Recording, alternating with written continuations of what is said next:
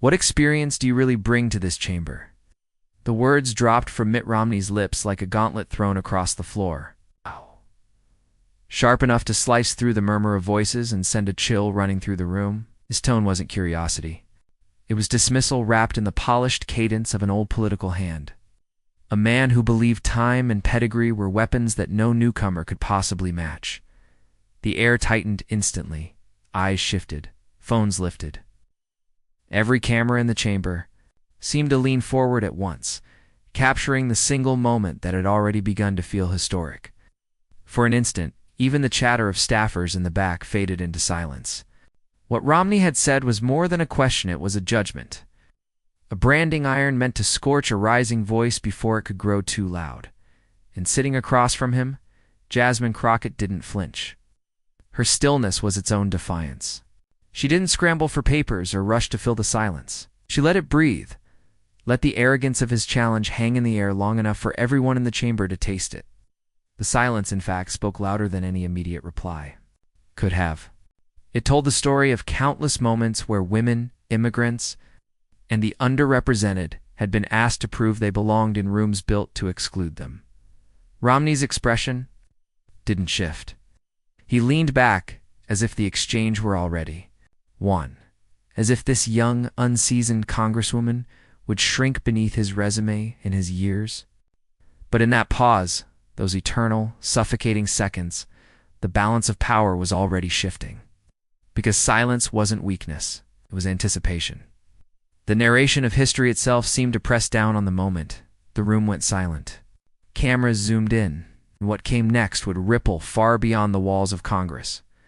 Every viewer at home watching the clip would later describe the same sensation, a tightening in the chest, an instinctive recognition that something bigger than politics was about to happen. Crockett wasn't just about to answer a man. She was about to answer a history of being underestimated, and when she finally opened her mouth, no one expected her to respond the way she did.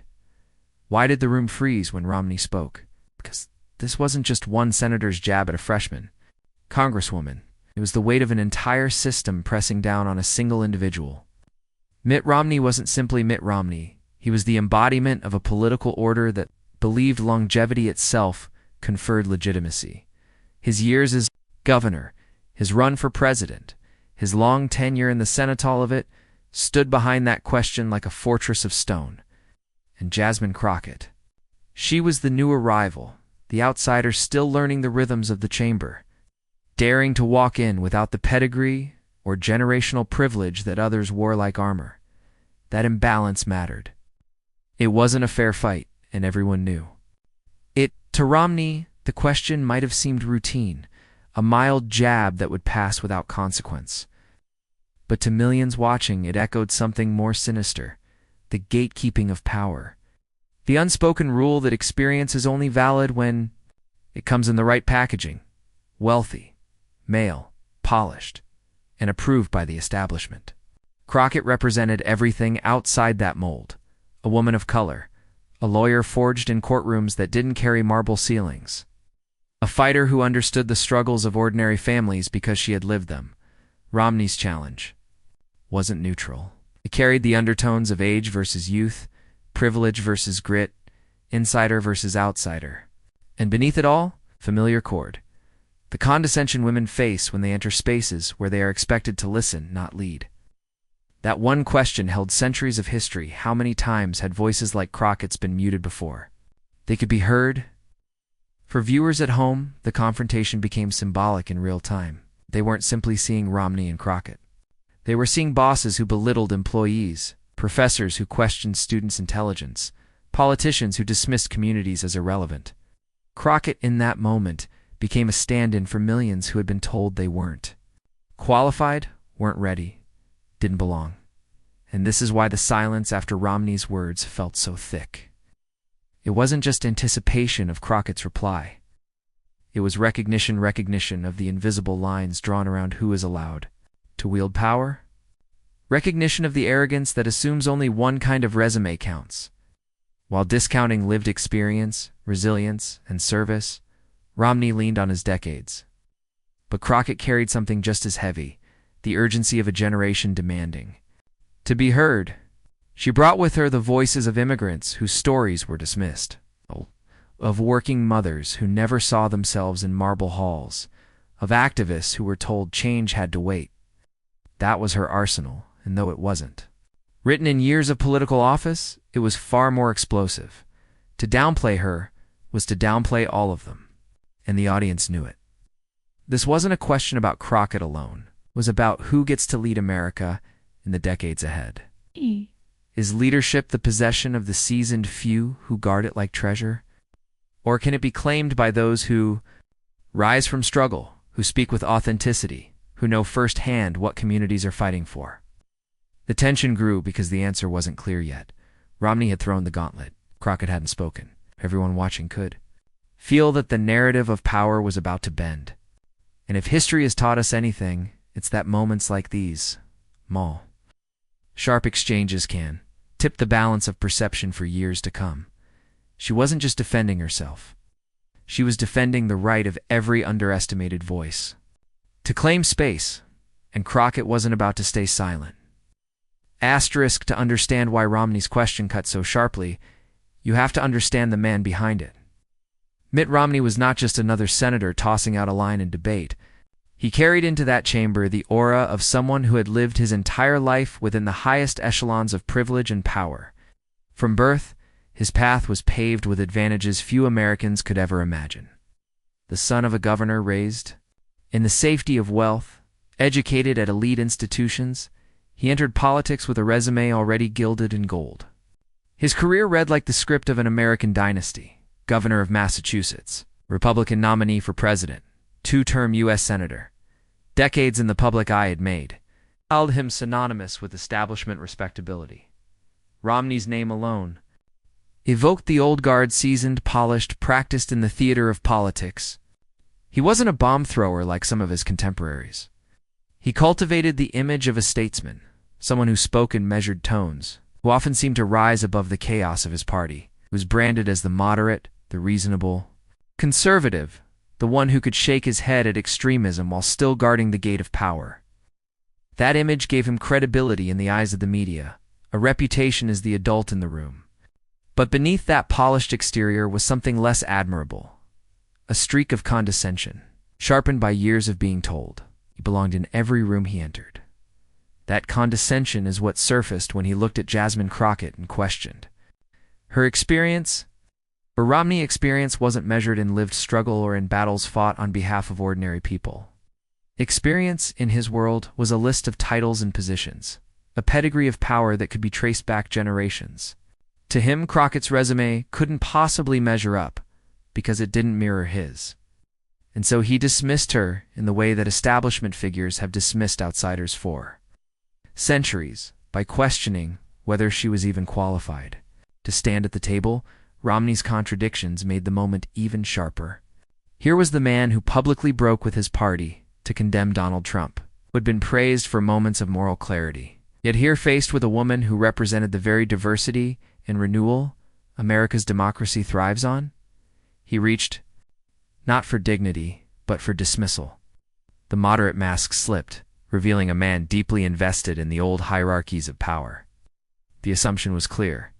Gravitas belonged to him, not to her. Authority was his, by virtue of lineage and longevity. She was, in his eyes, still waiting her turn. And yet, for all his pedigree, Romney's career was also defined by near misses and contradictions. He had once come within reach of the presidency, but lost. He was respected in the Senate, yet often isolated from both wings of his party. He was a man who seemed forever to be holding power but never fully grasping it. That insecurity, tucked behind his practiced smile, gave weight to his dismissal of Crockett. It was the reflex of someone who had been told his whole life that he was born to lead, now confronted with a new generation that questioned whether leadership had to look like him. Romney's brand of establishment arrogance wasn't loud or brash. It was quieter, subtler, but no less sharp. It came in the form of a question that seemed polite on its surface, but was designed to wound, to remind Crockett of her place. His words echoed the long tradition of gatekeepers protecting the marble halls, ensuring that those who enter understand they are temporary guests, not permanent equals. This was the villainy of Romney in that moment. Not that he shouted, not that he insulted with crude language, but that he cloaked his condescension in civility. It was the genteel arrogance of a man convinced that the world bends to experience defined only by people like him. And in that, he became the perfect foil. For what better drama than the clash between polished entitlement and raw, unshakable authenticity? The cameras captured it all, the cool tilt of his head, the half-smile of someone who believed the exchange was already won. He had, after all, spent a lifetime winning these kinds of battles, or so he thought, because what Romney could not anticipate was that his long resume, his pedigree, his carefully constructed aura of establishment power would soon collapse under the weight of a single answer. But his long resume would soon look small in the face of one response. Before Jasmine Crockett ever set foot in Congress, she had already lived the kind of battles that forged her into the figure who could stare down Mitt Romney without flinching. Hers was not a life cushioned by dynasty or inherited power. She was born into working-class realities where every step forward had to be earned, not granted. Raised in an America that often told young black women to stay quiet, to stay small, Crockett instead sharpened her voice into a tool of defiance and justice. Her path began not in marble corridors, but in classrooms where expectations were low, where whispers about limits and realistic goals followed students who looked like her. But Crockett was stubborn. She studied harder, fought harder, carved out space for herself where the doors seemed locked. Education wasn't just a ladder for her, it was a lifeline, one she gripped with both hands, determined never to let go. When she chose law, it wasn't out of ambition for prestige, but out of necessity. She saw the way communities like hers were treated in the justice system, how the poor and marginalized were swallowed by courts that barely gave them a voice. She became a public defender, walking into courtrooms where the odds were stacked against her clients and demanding fairness, where fairness rarely lived. These were not glamorous cases. They didn't make headlines or pad resumes. They were the hard, grinding work of defending dignity against a system built to strip it away. Crockett carried those cases with her. Every man wrongly accused, every family torn apart by laws written without compassion, she remembered them. Those faces were the reason she kept showing up. It's the reason she kept fighting even when the hours were long and the victory scarce. And in those courtrooms, she developed the skills that would one day stun Romney, the ability to stay composed under pressure, to speak with clarity when her opponent tried to rattle her, to expose hypocrisy with nothing more than truth delivered plainly. But the courtroom was only the beginning. The pull of politics came later, almost reluctantly. Crockett had no illusions about how difficult it would be for someone like her to break into that world, especially in Texas, a state where power was tightly held and diversity in leadership was still treated as novelty rather than necessity. She ran for office not because it was easy, but because it was urgent. Communities were crying out for representation, for someone who understood their struggles, not as statistics but as lived experience. Her campaigns were uphill battles underdog, fights where money was scarce and opposition was fierce. She knocked on doors until her knuckles ached. She spoke in living rooms, community centers, in small town halls where people looked at her with skepticism until they heard her speak and recognized something familiar: authenticity. She wasn't selling them polished talking points. She was telling them her story, and in her story, they saw their own. Being a black woman in Texas politics meant carrying extra burdens. Her ideas weren't just debated, they were dismissed. Her presence wasn't just questioned, it was attacked. She faced the double bind of sexism and racism, the whispered doubts about her competence, the open sneers about whether she belonged in the halls of power at all. But every insult, every closed door, every attempt to minimize her only, steeled her resolve. Crockett learned how to turn doubt into fuel. She learned how to walk into rooms designed to make her feel small, and instead, fill them with her voice. And beneath the struggles was always her driving force: service. Crockett didn't run for power's sake. She ran for the people who raised her, for the neighborhoods too often ignored, for the families who couldn't afford to hire lobbyists to fight for their interests. Every decision she made, Every battle she picked was tied to that foundation. She wasn't trying to be another politician in the marble halls. She was trying to be the voice those halls had long denied. This is what Romney could never understand when he dismissed her. He saw her resume. She carried a legacy. He measured experience in years and titles. She measured it in lives touched, in barriers broken, in fights fought without applause. That is what made her uniquely prepared to face his question. Because she had faced versions of it her entire life, sometimes from professors, sometimes from colleagues, sometimes from voters, and often from the very systems meant to hold everyone equal under law. Every "you're not ready" she had heard, every "you don't belong here" she had endured, was training for this. Every insult, every doubt, every struggle had prepared her for the moment when the weight of the establishment would try to silence her once more. So when Romney leaned back in his chair, confident that his long resume and polished arrogance had already won the exchange, he wasn't seeing the full story. He wasn't seeing the years of courtrooms, campaigns fought with grit instead of cash, the sacrifices made for communities that had no one else to fight for them. He wasn't seeing the scars that made her strong, the resilience that made her unshakable. Every hardship she endured led to this exact moment. Asterisk, the silence after Romney's first jab still lingered when he leaned forward again, his voice cutting across the chamber with that same calm dismissal. "Da-da-da-da-da-da-da, Congresswoman," he said, each syllable dripping with paternal authority. "This is serious work. Takes years, decades to truly understand the weight of governing. You can't just walk in here with passion and expect to shape policy. Experience matters." The words were polite enough on the surface, but the undertone was unmistakable. It wasn't explanation, it was erasure. He was painting her as an amateur, someone whose place was temporary, someone not yet worthy of being heard. A few senators shifted in their seats, some nodding faintly, others uneasy with the imbalance. Staffers scribbled notes furiously, sensing that something more than a routine exchange was taking place. Crockett didn't flinch. She sat still, shoulders squared, her gaze steady on Romney. The only movement was the faint tilt of her head, the kind of gesture that signaled she had heard everything, measured it, and found it wanting. She didn't rush to interrupt, didn't let anger dictate her posture. Instead, she embodied composure itself, her restraint a counterpunch more devastating than raised voices could ever be.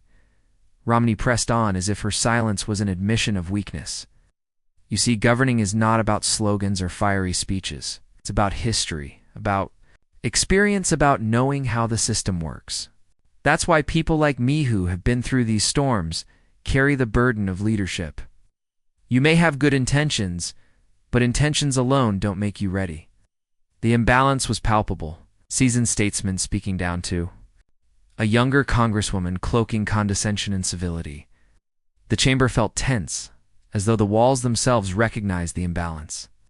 Cameras zoomed closer, searching Crockett's expression for cracks. None appeared. Her composure became its own performance, her silence puncturing Romney's monologue more effectively than interruption ever could. It was as though she was letting him build the pedestal higher and higher, knowing that when it collapsed, the fall would be spectacular. Whispers rippled through the room. Journalists scribbled notes, some exchanging quick glances that said without words, "She's about to respond." Even senators who had initially tuned out leaned forward, now sensing the coming storm. Suspense built with each second she withheld her reply. Each moment she let Romney's condescension grow heavier, more arrogant.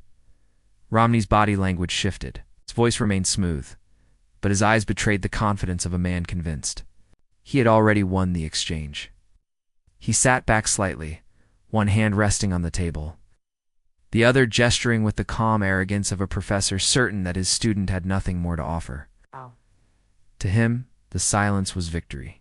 To everyone else, it was tension wound so tightly that the room could barely breathe. Crockett finally moved, adjusting the microphone in front of her with deliberate slowness. The simple act drew every eye. She cleared her throat softly, not in nervousness, but in preparation, the way an athlete might inhale before the decisive play. The room seemed to tilt toward her, drawn by the gravity of what was about to be said. She looked at Romney not with anger, but with a steady calm that carried more weight than fury ever could. Her posture was relaxed, yet unyielding, her presence commanding without theatrics. And in that moment, the imbalance shifted.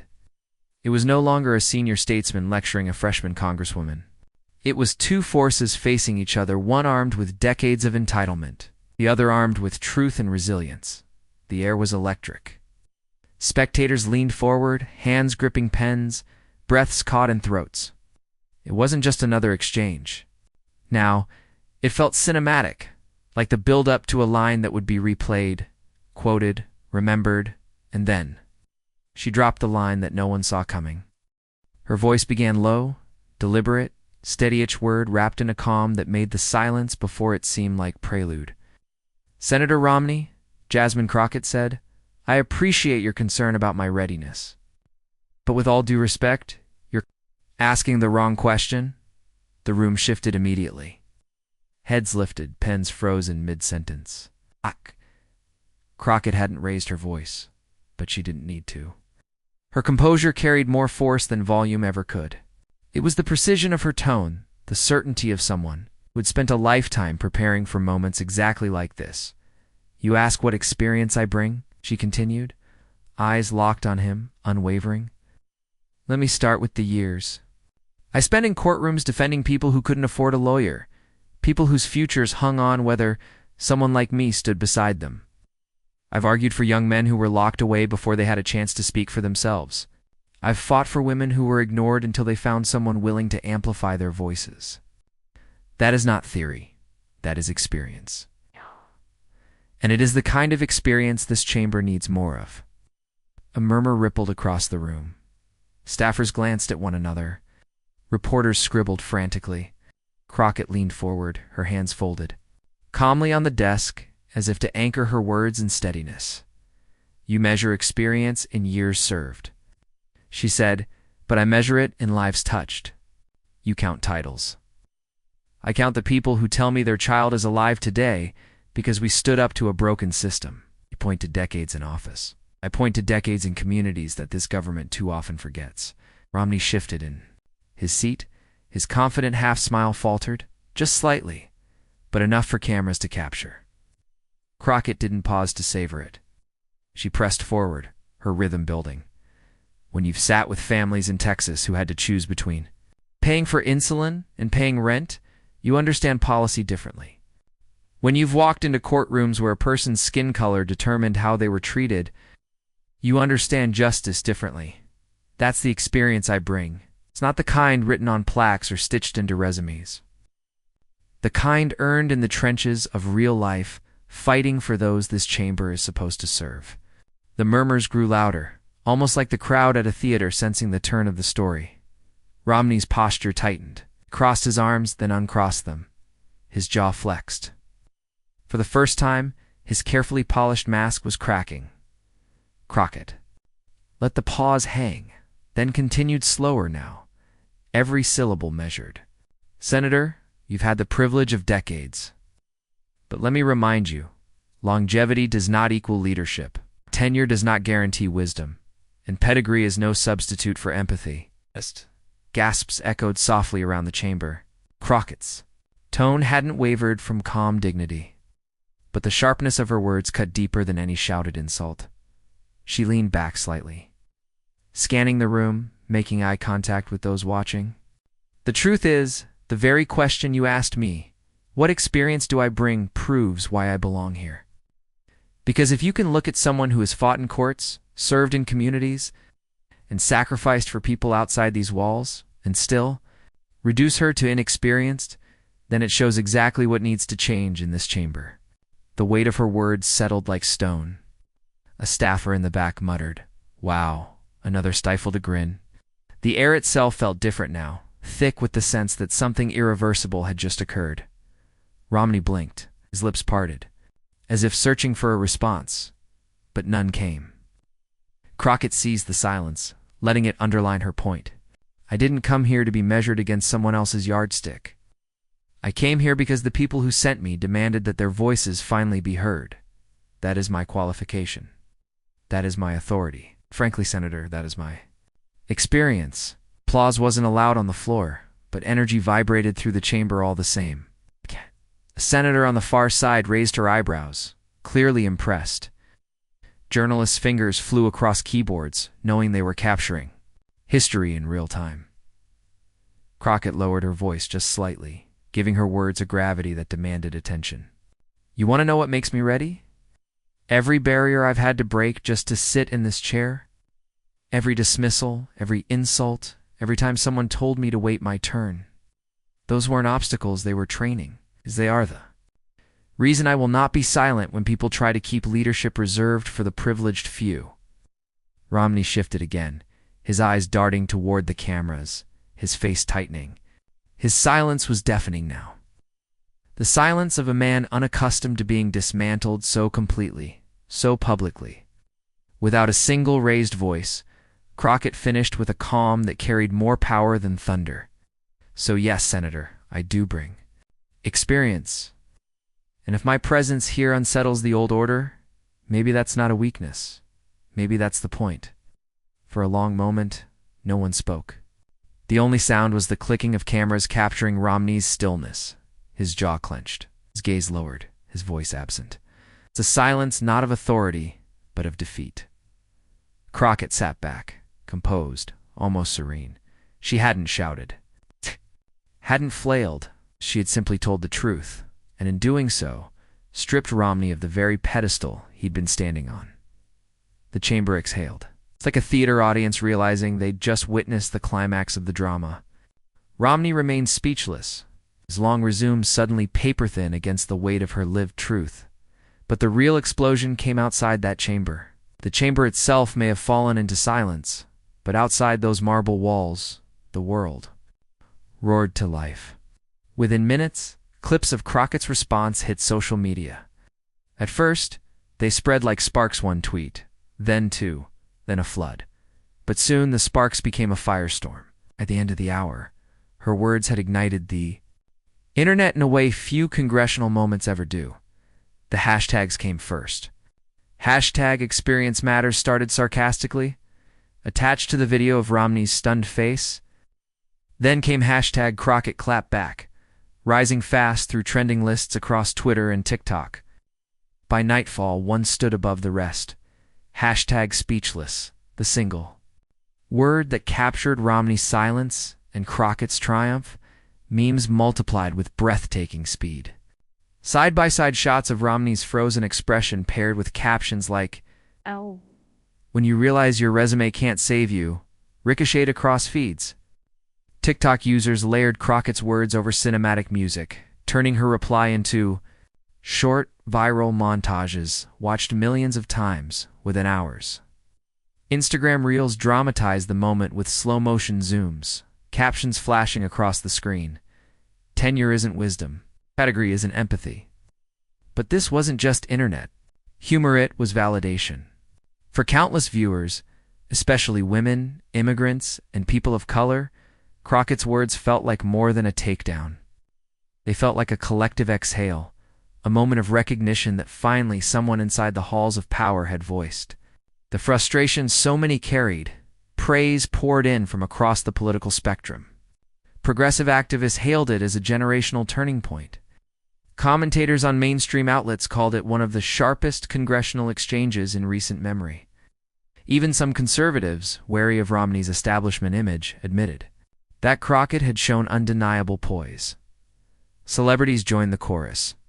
Musicians tweeted lyrics inspired by her words. Actors reshared the video with simple captions like, "This right here." Athletes reposted memes of Romney's stunned silence, writing, "That's how you respond when they doubt you." Amplification gave the moment cultural weight far beyond politics. News anchors, sensing a viral wave they couldn't ignore, played the clip repeatedly on evening broadcasts. Panels debated its significance. Was this a clash of generations? A new model for political confrontation? Or simply the power of authenticity cutting through polished entitlement? Whatever the angle, one thing was certain: Crockett's reply had become more than a soundbite. It had become a story. The ripple effects were immediate. Grassroots groups reported spikes in donations after sharing the video. Community organizations played the clip at meetings as an example of why representation mattered. College students circulated it in group chats with comments like, "This is why we need new voices in power." The moment wasn't confined to social media, it was spilling into real life, energizing conversations across the country. Romney, by contrast, became the unwilling face of a meme-ire defeat. Headlines framed him not as a seasoned statesman, but as the man left speechless. Editorials dissected his question, pointing out how it revealed the deeper arrogance of the establishment. Overnight, his decades of experience had been overshadowed by one viral silence. And yet, the real power of the moment wasn't in the memes or hashtags. It was in the way people felt watching Crockett stand her ground. For many, it was the first time they had seen themselves reflected so clearly in a congressional confrontation, not as the target of dismissal, but as the voice that rose above it. It was more than entertainment. It was empowerment. A young activist in Los Angeles tweeted, "I've been told my whole life I don't have enough experience." Tonight, Crockett answered for all of us.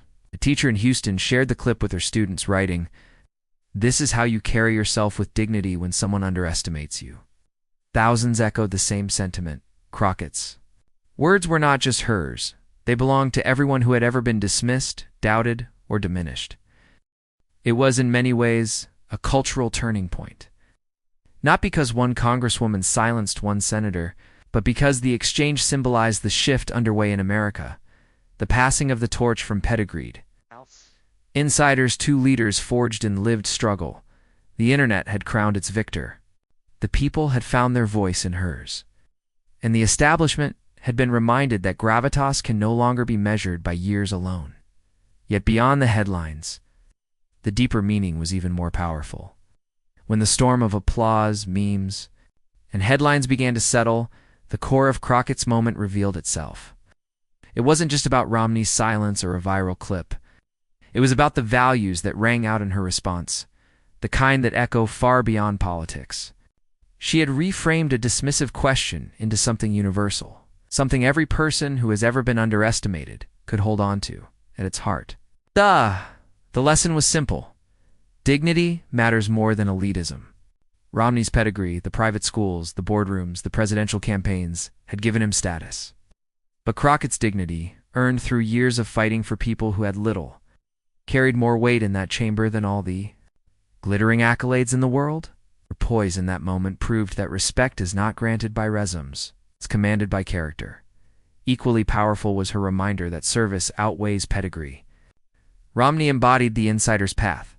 Family wealth, legacy connections, decades spent circling the pinnacles of power. Crockett, by contrast, had climbed from the ground up. She had taken on cases others avoided, fought for clients who couldn't afford the fight, and built her career not on privilege, but on persistence.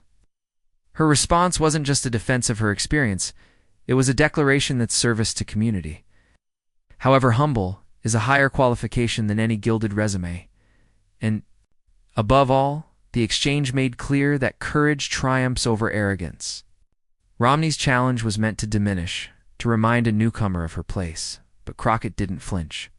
She didn't lash out in anger or retreat in silence. She stood firm, measured, and unyielding. Quiet courage turned as arrogance. Back on itself, exposing how fragile entitlement becomes when confronted by integrity. For millions watching, the moral crescendo was undeniable. This wasn't just about Crockett versus Romney. It was about what kind of America people wanted to believe in. An America where the son of a governor and the product of elite institutions assumes authority simply because of heritage, or an America where a black woman from working-class roots could step into power, not through entitlement, but through grit, service, and courage. The answer seemed to echo in every cheer, every meme, every shared clip. America's story is evolving, and Crockett's moment was proof. Her words turned into a mirror for the nation. For immigrants told they don't belong, for young people told they lack experience, for women told they should wait their turn, her response wasn't just defiance, it was vindication. She showed that the future doesn't wait for permission.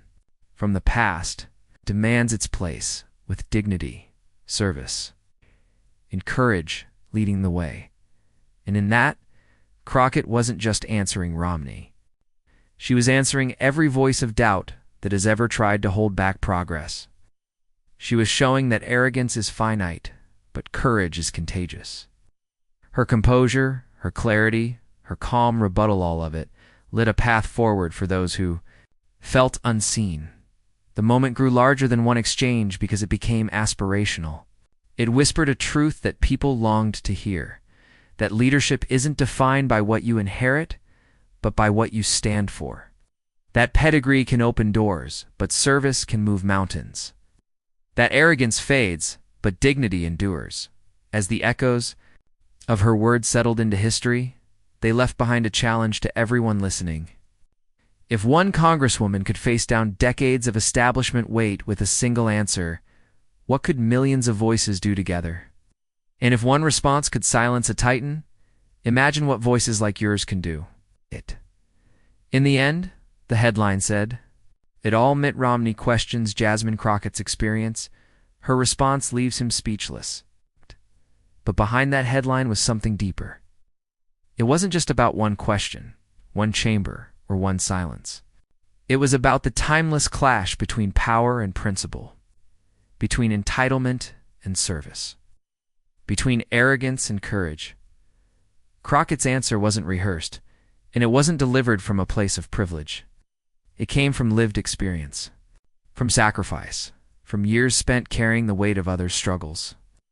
And when she spoke, it cut through every layer of doubt and pretense. For a moment, the chamber was still, but outside, a movement stirred. That's the power of truth. Spoken plainly, of courage wielded with dignity. It reminds us that even in halls built to intimidate, steady voice can shift the ground beneath giants. And here's where you come in. Because this moment isn't just history, it's a spark. If moments like this inspire you, if you believe in courage over arrogance, in service over pedigree, then don't just watch, be part of the story. Hit subscribe so you never miss the voices that refuse to be silenced. Share this with someone who needs to remember that dignity still triumphs, that truth still resonates, that courage still matters. We live in a time when power often tries to drown out principle. But Crockett's moment proved something undeniable. When courage rises, arrogance falls silent. And that lesson isn't just hers, it belongs to all of us. So let this be more than a video. Let it be a reminder that together with voices united, we can still make giants speechless.